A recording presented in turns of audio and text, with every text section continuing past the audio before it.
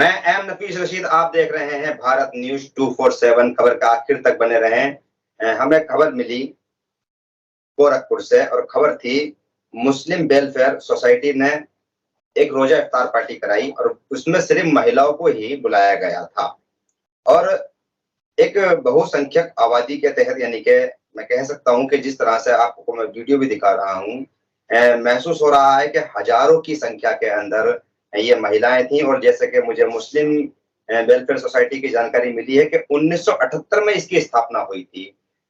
इसी के महासचिव जनाब शमशाद साहब मेरे साथ जुड़ चुके हैं। शमशाद साहब, स्वागत है भारत न्यूज में आपका। Thank you. शमशाद साहब, जानना चाह रहे हैं कि ये जो आपने मुस्लिम वेलफेयर सोसाइटी की ओर से इफ्तार पार्टी का इंतजाम किया था गोरखपुर के अंदर, अक्सर कहा जाता है और इस समय जो माहौल चल रहा है, राजनीति का जो माहौल चल रहा है, उसमें कहा जा रहा है कि परमिशन मिलना बड़ा मुश्किल हो रहा है। तो क्या आपने परमिशन ले लिया था? हाँ, हम लोगों ने परमिशन लेकर के कराया था ये सारी चीजें। अच्छा, और तो आसानी इफ्तार पार्टी के लिए ऐसा कोई जरूरत नहीं है, लेकिन हम लोगों ने परमिशन लिया था। अच्छा अच्छा, जी जी। हाँ, ये तो होता ही अक्सर। मैं इस बात को वैसे मुतमईन था मैं इस चीज से कि जितनी भी मुस्लिम सोसाइटियां होती हैं वो कोई भी गैर कानूनी काम नहीं करती हैं। और इस समय तो ये बड़ा अपना पे एक माहौल खड़ा कर रखा है कि कभी हनुमान चालीसा पे विवाद, कभी नमाज पे विवाद, अजान पे विवाद, और अब नया विवाद आ चुका है बाइबल विवाद। और बाइबल जिहाद कहा जा रहा है, जबकि बाइबल शब्द इंग्लिश का और जिहाद शब्द यानी कि अरबी का है। ऐसा जानना चाह रहे हैं थोड़ा सा शमशाद साहब, ये जैसे जानकारी मेरे पास में है कि ये मुस्लिम वेलफेयर सोसाइटी जो है 1978 से चल रही है। Yes sir. तो इसका उद्देश्य क्या है सर? एक्चुअली मुस्लिम वेलफेयर सोसाइटी जो है मुसलमानों के वेलफेयर के लिए बनाई गई थी 1978 में, जिसमें हमारे वालिद जनाब हाजी वजीर अहमद साहब और उनके कुछ और साथी हाजी अनवार साहब, हाजी सज्जाद आलम लारी साहब और हाजी साहब, इन सारे लोगों ने मिलकर के एक कमेटी बनाई। और 1978 में जो माहौल था, तो मुसलमानों के पिछड़ेपन के दूर करने के लिए, उनके एजुकेशन को आगे बढ़ाने के लिए, उनके अंदर जो तालीम की कमी उसको आगे बढ़ाने के लिए ये सारी चीजें, बहुत सारे मदद के लिए, जैसे बेवाओं की मदद के लिए, गरीब बच्चियों की शादी के लिए, इस तरह से तमाम केस हमारे थे हमारी कमेटी के। ये सोच करके हमारे वालिद साहब और बाकी दूसरे लोगों ने मिल करके बनाई कमेटी। और अल्हम्दुलिल्लाह 1978 में जब इस कयाम हुआ इस सोसाइटी का, तो उसके पहले अध्यक्ष हमारे वालिद जनाब हाजी वजीर अहमद साहब चुने गए। अच्छा। क्योंकि उनकी सोच भी ऐसी ही थी और जो लोग उनके साथ जुड़े थे वो सारे लोग एक सोच के थे। जी जी। तो किसी भी कीमत पे जो है गरीब मुसलमानों की, और सिर्फ मुसलमानों के लिए ही नहीं बल्कि गरीब तबके की मदद करनी है। लेकिन चूंकि पिछड़ापन ज्यादातर मुसलमानों में था, तो वो सोसाइटी, और हमारे इर्द गिर्द भी ज्यादा मुसलमान तादाद में रहते थे, और उनकी पिछड़ापन देखते हुए इस सोसाइटी का इजाद किया गया। ठीक ठीक। नहीं तो फिर भी जैसे कि 1978 से ही सोसाइटी चालू है, मैं थोड़ा जानना चाह रहा हूँ, हमारे दर्शक भी जान लेंगे। आपने जैसे बताया कि भाई पिछड़ापन को दूर करने के लिए इसका एक अहम रोल निकल रहा है संस्था का। सर, जानना चाह रहे हैं कि इसमें महिलाएं कितनी थी जो इफ्तार में शामिल हुई थी? एक्चुअली ये जो प्रेजेंट टाइम में अभी हम लोगों ने इफ्तार कराया है, तो अल्हम्दुलिल्लाह ये इफ्तार कोई नया नहीं है। नया सिर्फ इतना है, सिर्फ महिलाओं का इफ्तार हुआ फर्स्ट टाइम। हमारा इफ्तार का प्रोग्राम, रोजा इफ्तार का प्रोग्राम जेंट्स का जो है हर साल लगभग चलता रहता है हमारे इदारों में। लेकिन इस बार हम लोग जेंट्स के बजाय जो है टोटल लेडीज को इनवाइट किया था, क्योंकि हम लोगों ने महसूस किया जो समय समय पे आवाज उठती रहती है दूसरी कम्युनिटी में कि महिलाओं को इस्लाम में जगह नहीं है, महिलाओं को आगे नहीं बढ़ाया जाता, और महिलाओं को जो है पर्दे के पीछे ही रखा जाता है, उनसे कोई काम नहीं लिया जाता या उनके थ्रू कोई काम दिया नहीं जाता उनको। तो ऐसा कुछ नहीं है, ये तो मीडिया का प्रोपेगेंडा है जो महिलाओं को और बदनाम किया जाता है, मुस्लिम कम्युनिटी को बदनाम किया जाता है। ऐसा कुछ नहीं, मुझे महिलाओं के अंदर उतने ही अधिकार इस्लाम में दिए गए हैं जितना जेंट्स को हैं। बल्कि मैं तो ये कहूंगा कि महिलाओं को पुरुषों से ज्यादा अधिकार दिए गए हैं। अब उन्हीं सारी बातों को ख्याल में रखते हुए हम लोगों ने महिलाओं का इफ्तार पार्टी किया। और आपको एक बात ये भी बताऊं, ये जो है इफ्तार पार्टी केवल मुस्लिम महिलाओं के लिए नहीं थी, इसमें दूसरी बिरादरियों के, जब हमारे हिंदू बहनें भी शामिल हुई, हिंदू माएँ, अच्छा। हिंदू बहनें शामिल हुई हैं और एग्जैक्टी का एक प्रोग्राम था ये, और इसमें सभी ने शिरकत की, सभी धर्मों के लोगों ने शिरकत की और सबने सराहा इसको। मैं ये देख रहा हूँ कि हजारों की संख्या में महिलाएं हैं और मुझे भी ऐसी जानकारी पहली बार मिल रही है जब से मैं पत्रकारिता कर रहा हूँ कि इतनी बड़ी संख्या के अंदर मैंने महिलाएं नहीं देखी हैं एक जगह सही। इफ्तार पार्टी में। जी जलसे हाँ। देखे हैं, बड़े-बड़े प्रोग्राम सम्मेलन देखे हैं महिलाओं के, पर इफ्तार पार्टी में अक्सर सियासतन लोग शामिल होते हैं या सिर्फ पुरुष शामिल होते हैं? जहाँ तक मैं जानता हूँ कि मेरे नॉलेज में भी ये फर्स्ट अफ्तार पार्टी थी जो प्योर महिलाओं के लिए, स्पेशली सिर्फ महिलाओं के लिए ऑर्गेनाइज की गई थी। इस जी। पार्टी में मर्दों का कोई काम नहीं था। हम जो ऑर्गेनाइजेशन मेंबर थे, सिर्फ हम जी। लोगों का अलग से इंतजाम था, बाकी सारी औरतें इसमें शामिल हुई। अच्छा, तो ये गोरखपुर से ही थी या गोरखपुर के आस-पास से भी थी?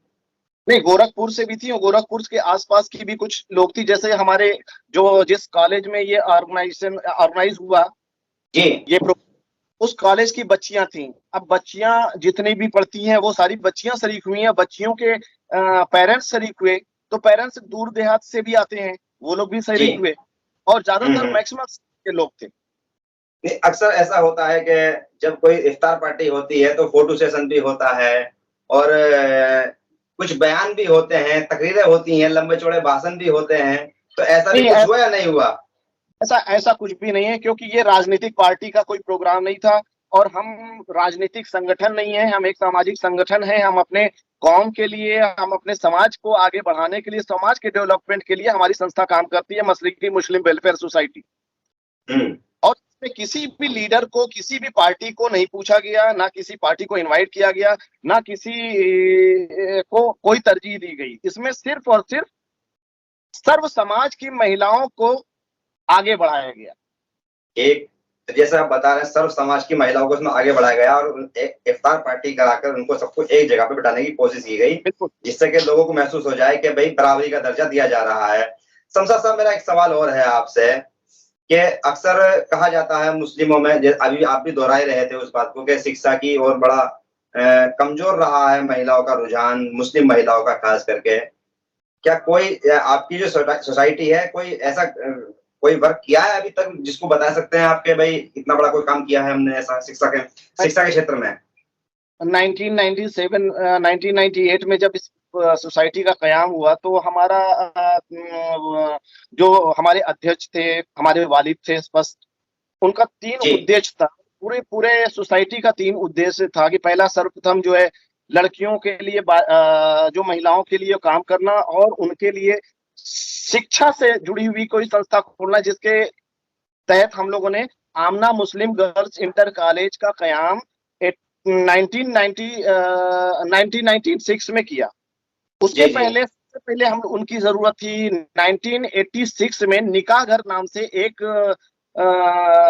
मैरिज हॉल खोला गया, जो आज भी जी। निकाह घर के नाम से चलती है और जो है उसमें इमदादी तौर पे जो है काम किया जाता है। और अच्छा। उस सोसाइटी के तहत उस निकाह घर से जो भी पैसे आते हैं, एक तो हम लोग नॉमिनल पैसे लेते हैं जो हुँ, आज हुँ। तक की तादाद में लाखों रुपए लोग मैरिज हॉल वाले लेते हैं, वो चीज नहीं। इस मैरिज हॉल को कायम करने का मकसद ही यही था कि गरीब बच्चियों की शादी कोई भी आराम से कर सके मुख्तसर पैसे में। हुँ, हुँ, हुँ। इसको सोच करके 1986 में जब मैरिज हॉल का चलन नहीं था, अब यूं कह लें कि पूर्वांचल उत्तर प्रदेश, पूर्वांचल में जो है एक भी मैरिज हॉल नहीं थे, उस वक्त हमारे वालिद ने, हमारी सोसाइटी ने, मशरिकी मुस्लिम वेलफेयर सोसाइटी ने ये सोचा कि ऐसी जरूरत लोगों को है और उस वो चीज जो आज तक चली आ रही है, जिसमें जो है अल्हम्दुलिल्लाह ये निकाह घर जो है लोगों को बहुत फैज़ पहुंचा रही है, लोगों को फायदा पहुंचा रही है और ना केवल मुस्लिम को बल्कि गैर मुस्लिम भी इसमें अपने प्रोग्राम किया करते हैं। जी, जी, जी। तो ये उसके बाद स्कूल 25 साल की स्थापना भी हो गई स्कूल की और हाँ, एक तरह से वो लगभग 25 साल का हमारा वो था हाँ, प्रोग्राम, ये 25 साल प्रोग्राम था। लगभग जी। 25 साल स्कूल को कयाम के हो गए। ये तो गर्ल्स क्या के स्कूल। तो क्या मैं एक सवाल और करूँ आपसे, क्या महिलाएँ आगे भी उम्मीद कर सकती हैं कि इतना बड़ा सम्मेलन या फिर इतना बड़ा प्रोग्राम एक बार और ऑर्गेनाइज़ किया जाए?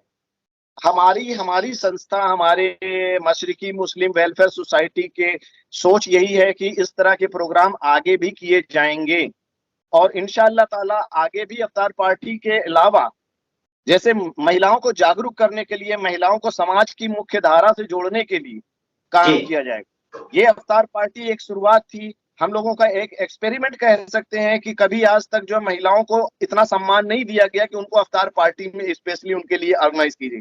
हमारी संस्था ने उनको सम्मान देने के लिए इफ्तार पार्टी में शिरकत करने का न्योता दिया, उन्हें बुलाया और सबसे बड़ी खुशी की बात है हमने जिनको बुलाया वो सारे लोग आए, सब ने हमें सराहा और सब ने शिरकत की।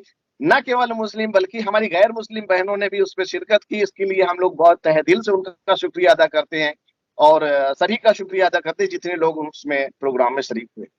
जब से मुख्यमंत्री योगी आदित्यनाथ, अब तो खैर दूसरा कार्यकाल आया है मुख्यमंत्री योगी आदित्यनाथ का, गोरखपुर जो कहा जाता है वो अब खास करके कहा जाता है कि योगी का शहर, और एक हिंदू विचारधारा बन गई है गोरखपुर को लेकर कि भाई गोरखपुर में अगर कोई है तो वो हिंदू ही है। क्या ऐसा मुमकिन है कि आज के जमाने में या इस समय के भाई इतना बड़ा प्रोग्राम करना, उसकी आसानी से परमिशन हो जाना योगी के शहर के अंदर, और मुस्लिम इतना बड़ा प्रोग्राम हो जाना खास करके महिलाओं का, जहां पूरी तरह से कह सकते हैं कि हिंदू नफरत सी फैल रही है। सोशल मीडिया पर आप देखते होंगे कि किस तरह से संदेश वायरल होते हैं, तो कैसा लग रहा है आपको कि भाई आपने योगी के शहर से क्या संदेश दिया है? जहां तक मैं समझता हूं ये मीडिया का प्रोपेगेंडा है कि योगी का शहर। अच्छा, योगी का शहर तो है ही है, हाँ, क्योंकि योगी हमारे हैं, हमारे शहर के हैं तो हमारे योगी हैं। हमारे चीफ मिनिस्टर हमारे शहर का है तो हमें तो इस बात का फख्र है कि हमारे शहर से कोई हमारा चीफ मिनिस्टर है जी। और जो ये कहा जाता है कि मुस्लिम का कोई प्रोग्राम नहीं हो पाता, ये बिल्कुल गलत और बिल्कुल झूठ बात है। कोई भी मुस्लिम का प्रोग्राम ऐसा नहीं है जिसमें इंटरफेरेंस हो हमारे चीफ मिनिस्टर का। हमारे चीफ मिनिस्टर तो खुद महिलाओं के सम्मान में, महिलाओं को के सशक्तिकरण के लिए तमाम प्रोग्राम कर रहे हैं। तो हम ये कैसे कह सकते हैं या आप ये कैसे कह सकते हैं कि ये प्रोग्राम ऑर्गेनाइज नहीं किया जा सकता? और जहां तक मैं समझता हूँ कि इस प्रोग्राम से ये प्रोग्राम मुख्यमंत्री तक भी पहुंचा होगा, देखा होगा लोगों ने, लेकिन और हम कोई गलत काम नहीं कर रहे हैं, हम तो एक जोड़ने का काम कर रहे हैं सर्व समाज के साथ साथ महिलाओं को उद्धार के लिए, महिलाओं के जो है रिस्पेक्ट में ये काम कर रहे हैं। तो इसमें मेरे नहीं समझ में आता है कि कोई नाराजगी होगी या हमारे चीफ मिनिस्टर साहब को कोई इससे दिक्कत होगी, बल्कि उनको तो खुश होना चाहिए और वो खुश होंगे। पर ऐसा अक्सर सोशल मीडिया पर दर्शाया जाता है कि भाई ऐसा होता नहीं है, मुस्लिम काबू में है, ये कहकर यानी कि सोशल मीडिया पर हंगामा होता रहता है अक्सर। और मैं समझता हूँ कि इससे योगी को भी बदनामी दी जाती होगी और हो सकता है योगी का कहीं ना कहीं दिल दुखता हो, क्योंकि मैं भी जब मंदिर गया था तो वहां पर स्वागत होते हैं बाकायदा सभी के। शमशाद साहब शुक्रिया, बहुत बहुत शुक्रिया आपका हमसे जुड़ने के लिए। ये थे शमशाद राइन साहब जो कि गोरखपुर के अंदर एक भव्य प्रोग्राम कर चुके हैं, महिलाओं को जोड़कर इतनी बड़ी तादाद के अंदर आप वीडियो देख रहे हैं कि किस तरह से पब्लिक ही पब्लिक नजर आ रही है। और मैं भी देखकर दंग रह गया कि अक्सर हमने ये देखा था कि मुस्लिम जी आपके चैनल के माध्यम से मैं पब्लिक के सपोर्ट के लिए और महिलाओं के सपोर्ट के लिए खास तौर से जो हमारी गैर मुस्लिम बहनें हमारी शरीक हुई उन सबको मैं तहे दिल से शुक्रिया अदा करता हूं और ये उम्मीद करता हूं कि आगे भी हम इस तरह के प्रोग्राम ऑर्गेनाइज करेंगे और आप सबका सहयोग हमें मिलता रहेगा इंशाअल्लाह ताला। ठीक। तो ये तो एक बिल्कुल कमाल कर दिया है कि इतना बड़ा प्रोग्राम मशरिकी मुस्लिम वेलफेयर सोसाइटी ने करके दिखा दिया, और खास करके सिर्फ महिलाओं को, ये जागृति का प्रोग्राम था जिससे कि महिलाओं को इज्जत और मान सम्मान दिया जा सके। ये अपने आप में एक मिसाल बन चुका है प्रोग्राम में। तो ये कहूंगा कि जिस तरह से मैं वीडियो देख रहा हूँ, पब्लिक देख रहा हूँ, भारी संख्या के अंदर पब्लिक दिखाई दे रही है। बहुत बहुत शुक्रिया शमशाद साहब जुड़ने के लिए। बहुत बहुत शुक्रिया, थैंक यू सर। मैं एम नफीस रशीद, आप देख रहे थे भारत न्यूज।